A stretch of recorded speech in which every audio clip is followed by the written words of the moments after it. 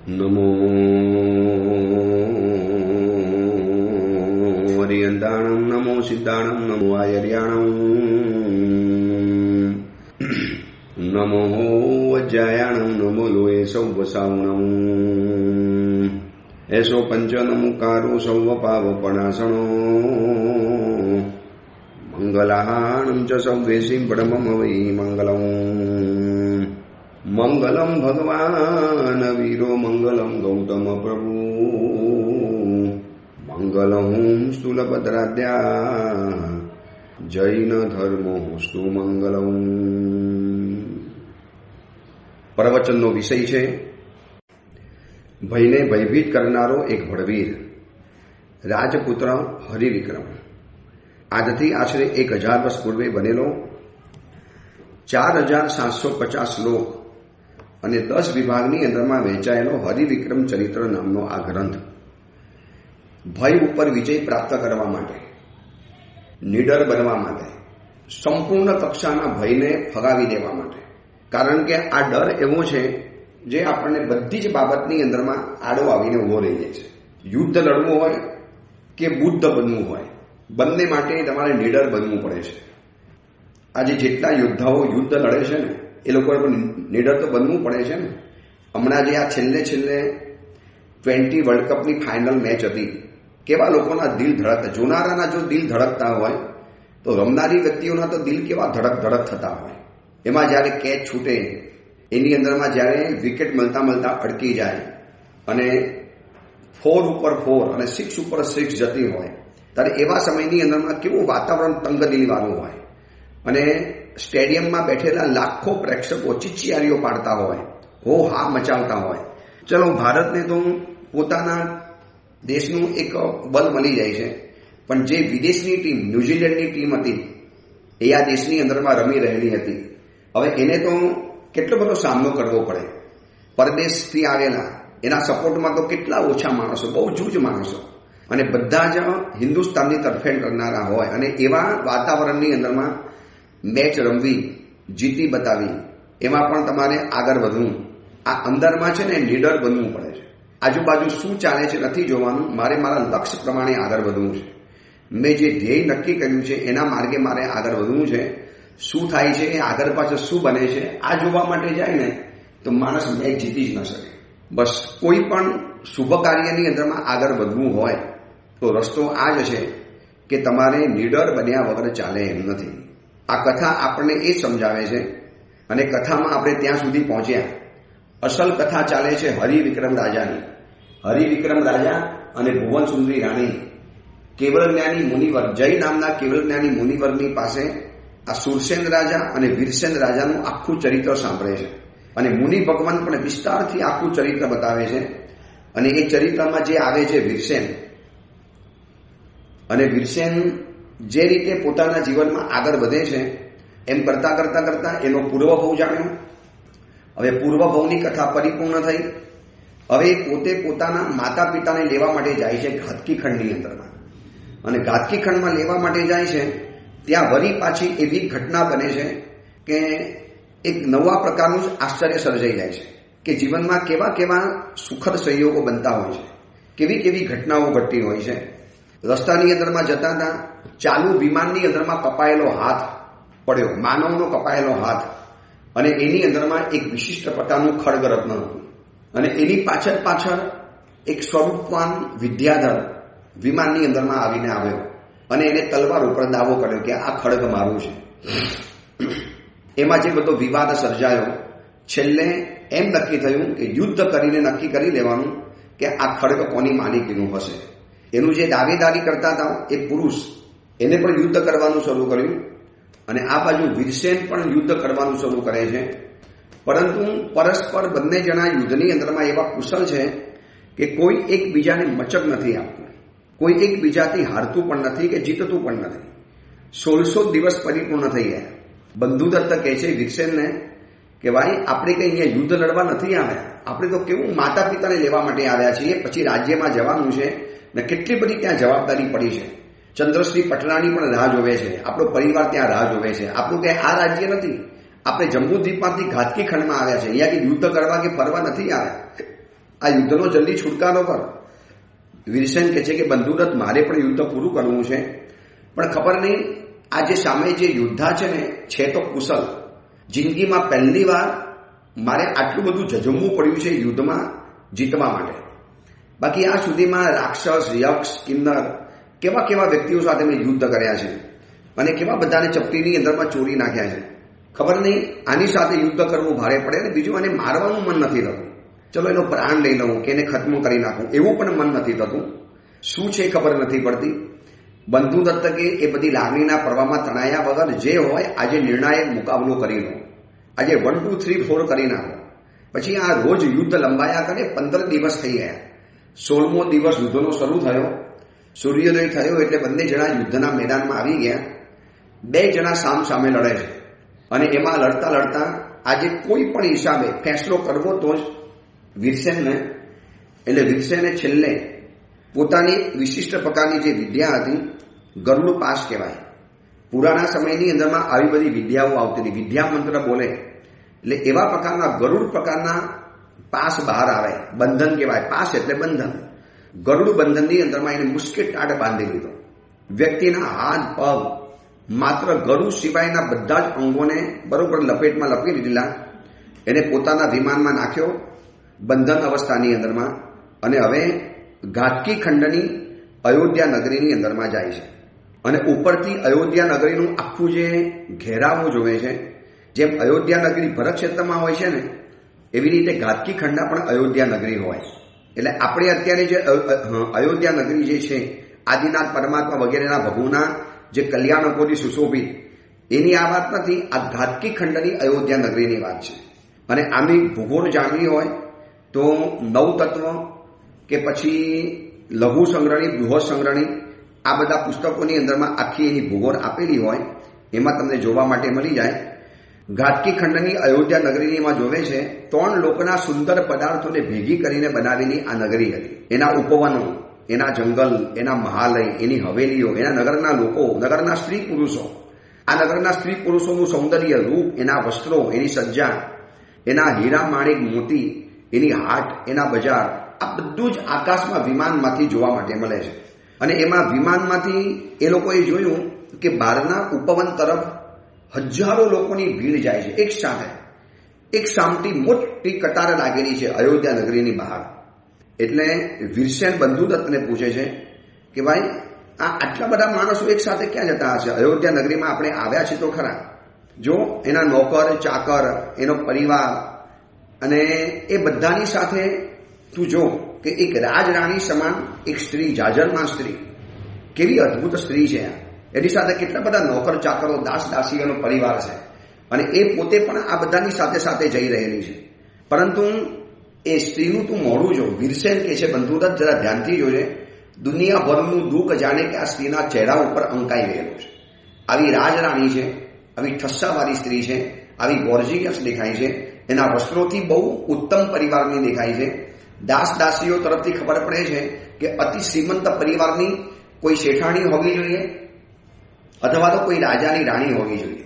જે રીતે એનો ઠસ્સો છે, એનો વૈભવ છે, એની આજુબાજુની અંદરમાં નોકર, ચાકર, સેવકો દેખાય છે.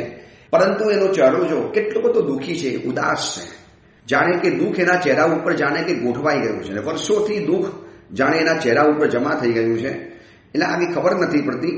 સ્ત્રી તપસ્વી જેવી દુર્બલ દેખાય છે તેજસ્વી, વરી પાછી દુર્બલ છે. ઉત્તમ પરિવારની પરંતુ ચિંતાતુર છે. આટલા બધા દાસ દાસીઓનો પરિવાર સાથે પરિવરેલી છે, પરંતુ કંઈક બીજી જ પ્રકારની એની અવસ્થા દેખાય છે. ચલો આપણે જઈએ તો ખરા કે આ લોકો ક્યાં જાય છે. ચલો આપણે પણ નીચે ઉતરીએ. એટલે એ લોકોએ સાચવીને ઘાટકી ખંડના બહારના અયોધ્યા નગરીના બહારના ભાગની અંદરમાં પોતાનો વિમાનને લેન્ડ કર્યું. આજની ભાષામાં લેન્ડિંગ કહેવાય, પાર્કિંગ કહેવાય. અને પછી એ લોકોની સાથે પણ જોડાઈ ગયા અને લોકોને પૂછ્યું, ભાઈ આ લોકો ક્યાં જઈ રહેલા છે? ભાઈ નવા લાગો છો. આ નગરની અંદરમાં એક દમન નામના સૂર્ય ભગવાન પધાર્યા છે. બહુ વખત પછી આ મુનિ ભગવાન અમારા નગરમાં પધાર્યા. એટલે આખું નગર એમને વંદન કરવા માટે જાય છે. લોકો સાથે મળીને કૃષ્ણા વગેરે સાંભળશે. અને આ આગળ જે સ્ત્રી જાય છે એ કોણ છે? તો કે અમારા અહીંના રાજાની રાણી છે, અમારી રાણી છે, બહુ ઉત્તમ સ્વભાવની છે. બહુ દયાળુ અને માયાળુ છે.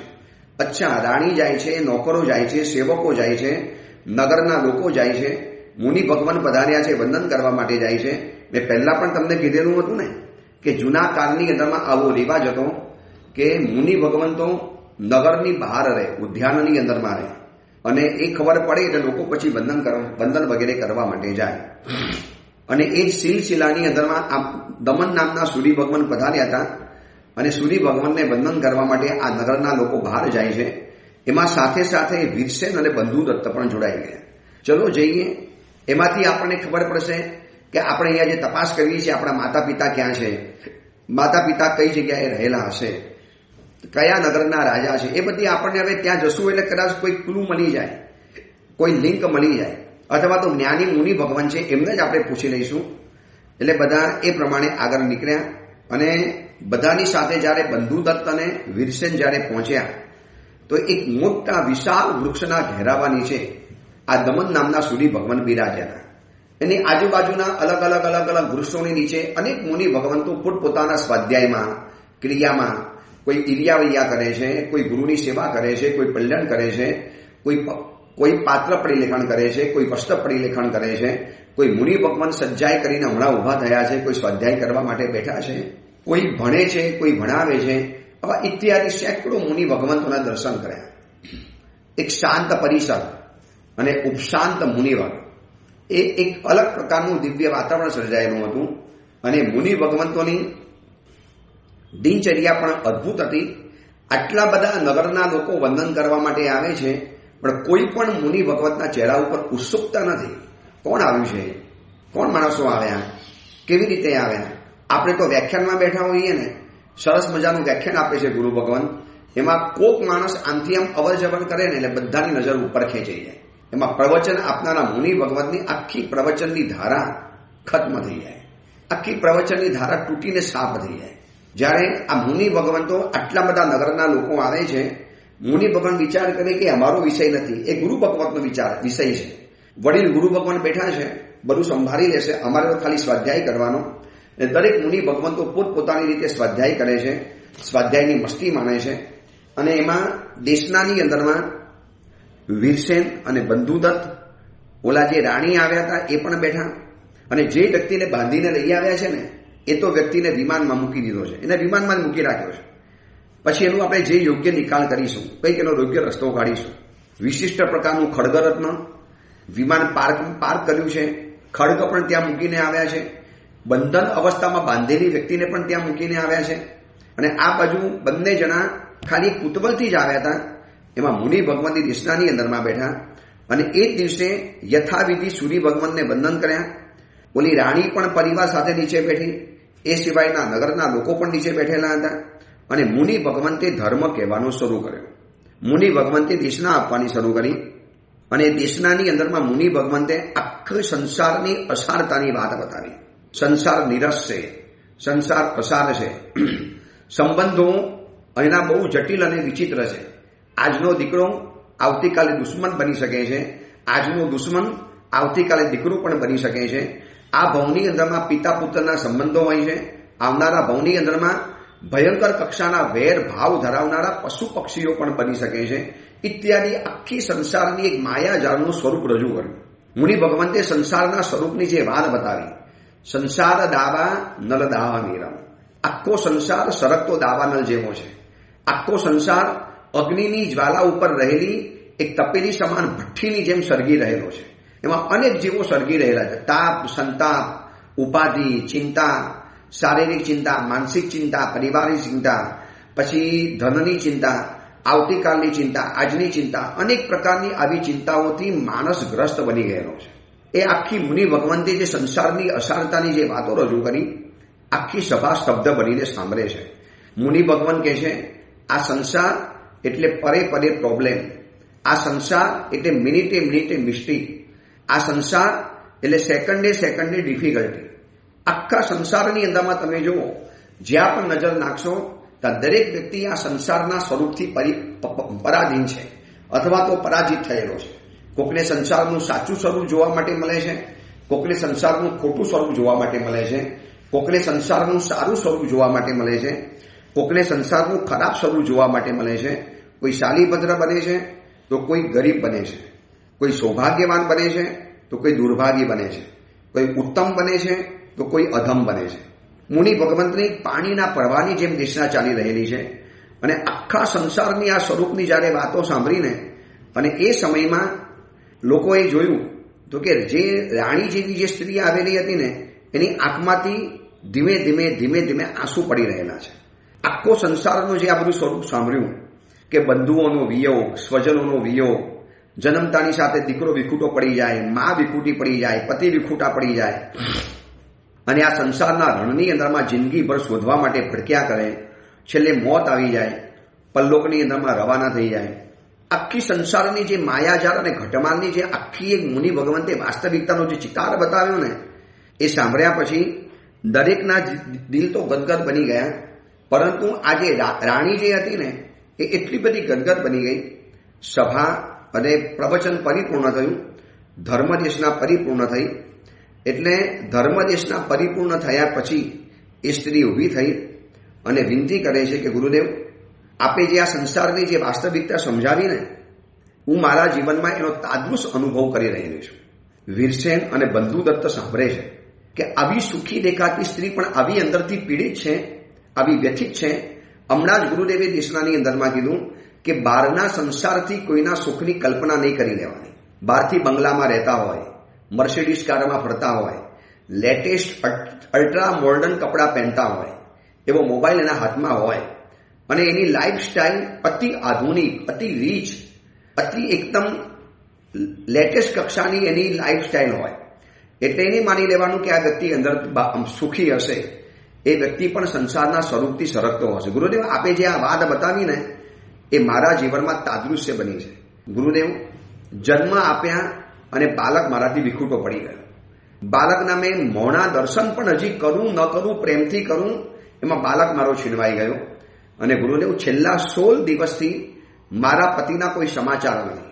પતિ રાતના સમયમાં અચાનક ક્યાંક બહાર ગયા, કોઈને પણ ખબર નથી. નથી મંત્રી જાણતા, નથી સેનાપતિઓને ખબર, નથી લોકોને ખબર, કોઈ સમાચાર નથી. કેટલી બધી તપાસ કરાવડાવી, કોઈ કહેતા કોઈ સમાચાર નથી મળતા.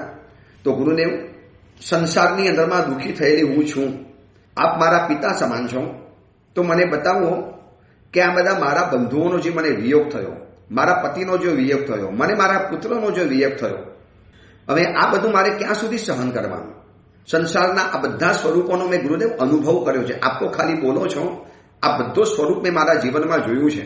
આ બધું જ મેં મારા જીવનની અંદરમાં અનુભવ્યું છે. એટલે હે પરમ કૃપાલુ દેવ, હવે તો મને એમ થાય છે કે બસ મરણ આવી જાય તો સારું. દીકરો ગયો એનું દુઃખ તો મેં જીવનમાં સહન કરી લીધું. મારી જિંદગી દુઃખી બની ગઈ છે. વૈભવનો કોઈ પાર નથી, સમૃદ્ધિનો કોઈ પાર નથી, સત્તાનો કોઈ પાર નથી. હવે વીરસેન અને બંધુદત્તને સમજાયું. આ જ્યારે વાતો સાંભળતા હતા ને બંને જણા આંખના એકબીજાને ઈશારા કરે. હવે સમજાયું ને કે આ સ્ત્રી આટલી બધી દુઃખી કેમ છે. એનો પુત્ર વિયોગ પામી ગયો અને છેલ્લા 16 દિવસથી એના રાજા પતિ એ પણ એના સમાચાર નથી. એટલે સ્ત્રી છેલ્લે એમ કે છે ગુરુદેવ, બસ હવે મારે મરણ સિવાય કોઈ રસ્તો નથી, સંયમ જીવન લઈ શકું એમ નથી. અને આ સંસારમાં ચલો પુત્ર વગર જીવી ગઈ, પતિ હતા, પણ પતિ વગર કોના માટે જીવવાનું? પતિ વગર મારી શું કિંમત અને મારે રહીને પણ શું કરવાનું? એક પુત્રનો વિયોગ પણ મને અંદરમાં ખાઈ જાય છે. તો આ પતિના વિયોગને હું કેવી રીતે સહન કરીશ? હજી ગુરુદેવ કંઈક જવાબ આપે, પોતાની મરવાની ભાવના વ્યક્ત કરે છે અને ગુરુદેવ એને સમજાવે, કંઈક કરે. એની પહેલા એક વ્યક્તિને જોશથી છીંક આવી એટલે ગુરુદેવ બોલ્યા કે રાણી, માનુભાવ, મનની અંદરમાં કોઈ પણ ખેદ નહીં રાખતો. આ સંસાર દુઃખરૂપ છે, સંસાર માત્ર દુઃખી છે. આ સંસારમાં રહેનારી દરેક વ્યક્તિઓ તમારા જેવા કોઈને કોઈ સંબંધોથી દુઃખી છે. બેન, તમે એકલા દુઃખી નથી. આ સંસારમાં લાખો માણસો પોતાના પરિવારોથી વિખૂટા પડેલા છે. આજે પણ આ ભારત દેશની અંદરમાં એમ કહેવાય છે કે વર્ષે દિવસે લાખો બાળકોની તસ્કરી થાય છે, ચોરી થઈ જાય છે. તમે કદાચ આગળ પાછા થોડા થયા ન થયા, તમારા બાળકને ઉઠાવીને ભાગી જાય છે. કેવાય ક્રૂર માણસો હશે. એ બાળક રડતો હોય, બાળક માથા પછાડતો હોય, બાળક માતા પિતાને જોવા માટે જમતો હોય અને ઝૂરતો હોય, અને એવા સમયની અંદરમાં એના માતા પિતાથી વિખૂટો પડી જાય. તમે કદાચ સમાચાર સાંભળ્યા હશે, ત્યાં ઈરાનનું જે યુદ્ધ ચાલે છે, ઈરાન, ઇઝરાયલ અને અમેરિકાનું, એની અંદરમાં સ્કૂલ ઉપર બોમ્બ વિસ્ફોટ થયો અને એક સાથે 150 જેટલી બાળકીઓ એમાં ખત્મ થઈ ગઈ. કેવો ક્રૂર સંસાર, કેવું કરુણ મોત, કેટલી સંસારની ભયંકર હાલત છે. તો રાણી એ જ કહે છે કે ગુરુદેવ, આ સંસાર મેં મારા જીવનમાં જોઈ લીધો છે. અને ગુરુદેવ કહે છે કે બેન, તમે એકલા દુઃખી નથી. આ સંસારમાં લાખો માણસો કોઈને કોઈ દુઃખથી પીડિત છે.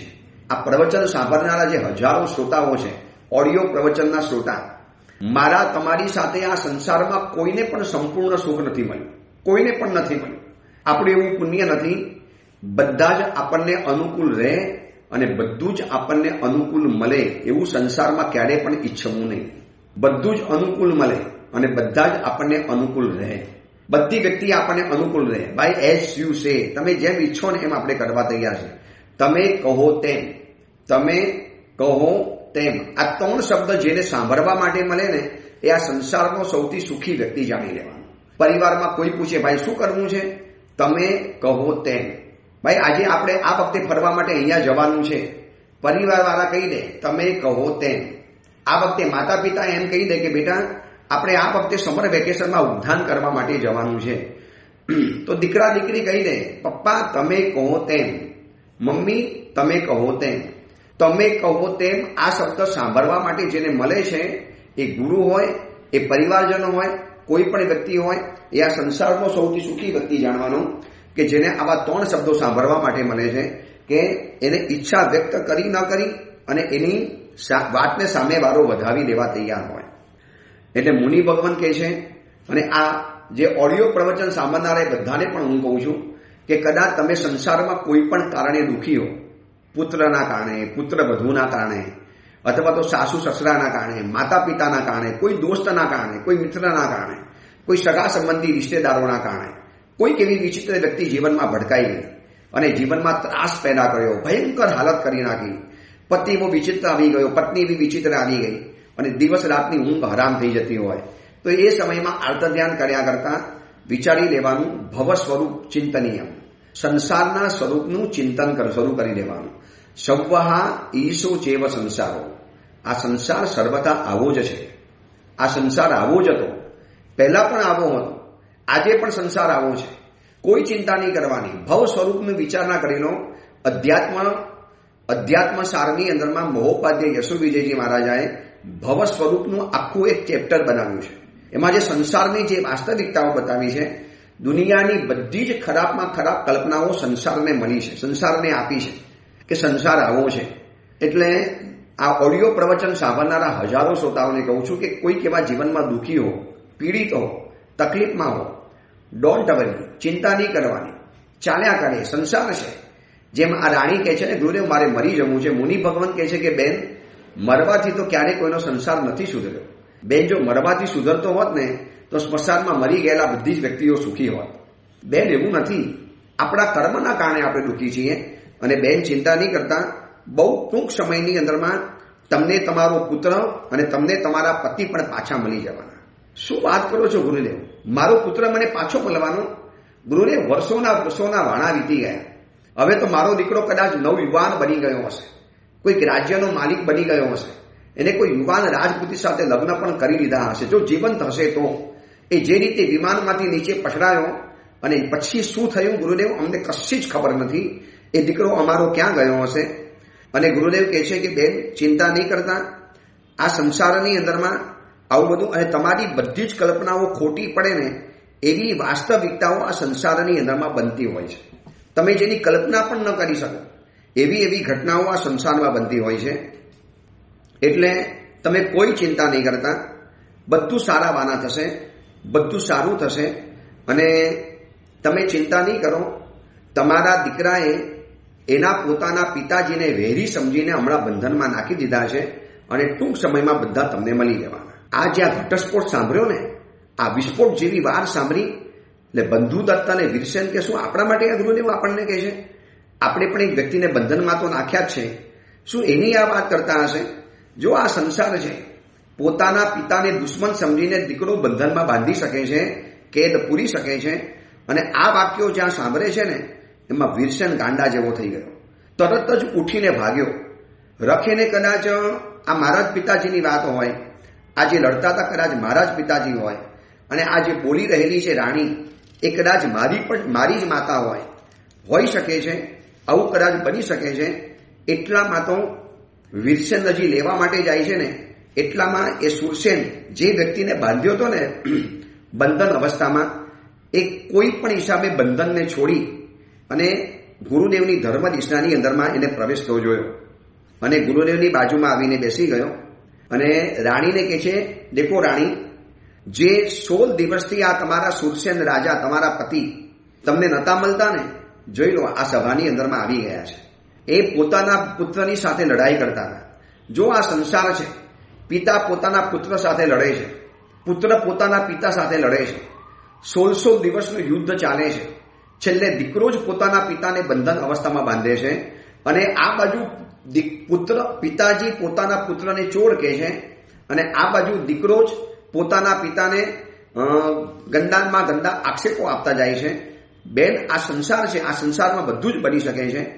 એટલે વીરસેન ચોંકી ગયો કે ચોક્કસ આ તો અમારા માટેની જ વાત છે, આ ચોક્કસ અમારી જ વાત છે. અને એ વખતે રાણી ઊભી થઈને કહે છે, ગુરુદેવ આખો ખુલાસો કરો, સમજાતું નથી, આપ શું કહેવા માટે માંગો છો? શું મારો દીકરો અહીંયા આવી ગયો છે? અમને કોઈ જ્ઞાની ભગવંતે કીધેલું કે તમને તમારો દીકરો મળશે તો ખરો? અમે કેટલાય વર્ષોથી રાહ જોઈને બેઠા છીએ, ક્યારે મળશે, ક્યારે મળશે? દિવસોના દિવસો રાહ જોઈ અને મારા ચહેરા ઉપર દુઃખ પથરાઈ ગયું છે. ગુરુદેવ શું છે, બતાવો તો સહી. અને એ વખતે આ દમન નામના સૂરી, કેવળ જ્ઞાની સૂરી ભગવાન આખી વાત સમજાવે છે કે બેન, જે સમયની અંદરમાં તમે તમારા દીકરાને જન્મ આપ્યો હતો અને પછી વિમાનની જ્યારે મુસાફરી કરતા હતા અને વિમાનમાંથી જ્યારે તમારો દીકરો નીચે પડી ગયો અને એ પડી ગયા પછીની આખી કથા એ દેશનાની અંદરમાં મુનિ ભગવંતે, આચાર્ય ભગવંતે આખી દેશનામાં સમજાવી. વીરસેન કે આ તો મારી જ કથા છે, મારું જ આ બધું સ્વરૂપ છે. વીરસેન ક્યાં ગયો, યક્ષોએ કેવી રીતે મોટો કર્યો, કેવી રીતે ચંદ્રસિંહના પરિચયની અંદરમાં આવ્યો, કેવી રીતે ખેચરો સાથે યુદ્ધ કર્યું, કેવી રીતે પાતાળ લોકના પાણીના મહેલમાંથી ચંદ્રસિંહને છોડાવીને લઈ આવ્યો, કેવા કેવા સંકટોમાંથી ચંદ્રસિંહને બચાવી, પોતે પણ કેવા કેવા સંકટોમાંથી પસાર થઈને હેમખેમ થઈને પાછો આવ્યો. આખી કથા જ્યારે આ સાંભળી છે અને છેલ્લે ચંપા નગરીની અંદરમાં પોતે અત્યારે રાજા બનીને બેઠેલો છે, રાજા સમાન બેઠેલો છે અને તમને લેવા માટે અહીંયા આવતો હતો, અકલંક અને અમલ નામના ભરત ક્ષેત્રની અંદરમાં રહેલા મુનિ ભગવંતીએ ધર્મ પરિચય પામ્યો, સંકિત પામ્યો છે, જીન ધર્મનું આલંબન કરે છે અને એ વીરસેન અત્યારે એવો એનો પ્રતાપ તપે છે. એ પુત્ર તમારો એવો છે કે સાક્ષાત સૂર્ય જેવો તેજસ્વી અને પ્રભાવી છે. મુનિ ભગવાન આખી કથા કહેતા જાય અને રાણી અને રાજાની આંખમાંથી આંસુની ધાર સરી પડે. ક્યાં છે અમારો પુત્ર? ગુરુદેવ, ક્યાં છે અમારો પુત્ર? બતાવો તો સહી. અમે અમારા દીકરાના દર્શન કરવા છે. જે રીતે પુત્રનું જીવન ચરિત્ર સાંભળ્યું, જે રીતે પુત્રની આખી વાતોને સાંભળી, જે રીતે પોતાના પુત્રોના જે પરાક્રમ સાંભળ્યા અને જે રીતે એને સૂર અસુર યક્ષ કિન્નરોને જે રીતે હંફાવ્યા, વિદ્યાધરોની દુનિયામાં પણ જે તહલકો મચાવી દીધો, એ બધી જ વાતોને સાંભળ્યા પછી માતા પિતા ઉત્સુક બની ગયા અને મુનિ ભગવાન કહે છે કે બીજું કોઈ નથી રાજન, તમે જેની સાથે યુદ્ધ લડતા હતા ને એ તમારો દીકરો હતો.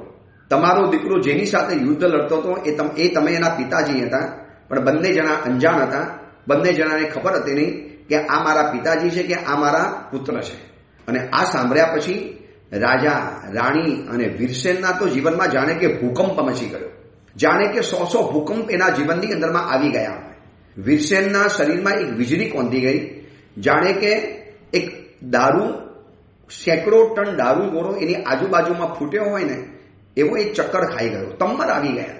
મેં મારા પિતા સાથે યુદ્ધ લડ્યું, મેં મારા પિતાને બંધનમાં બાંધ્યા, વિમાનમાં નાખેલા એ જ મારા પિતા અને અત્યારે આવીને બેઠેલા છે. આ બાજુમાં જે રાણીને હું ઉપરથી જોતો તો એ જ મારી માં.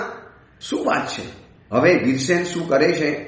વીરસેન સભામાંથી કેવી રીતે ઊભો થાય છે અને મુનિ ભગવાન કેવી રીતે બધાનો પરિચય કરાવે છે અને બધાનું મિલન કરાવડાવે છે, એની વાત બહુ અદ્ભુત છે. બસ આ કથા આપણે બહુ છેલ્લા દિવસોની અંદરમાં આવીને ઊભી છે. બહુ થોડા દિવસોની અંદરમાં આખા પ્રવચનો પરિપૂર્ણ થઈ જવાના.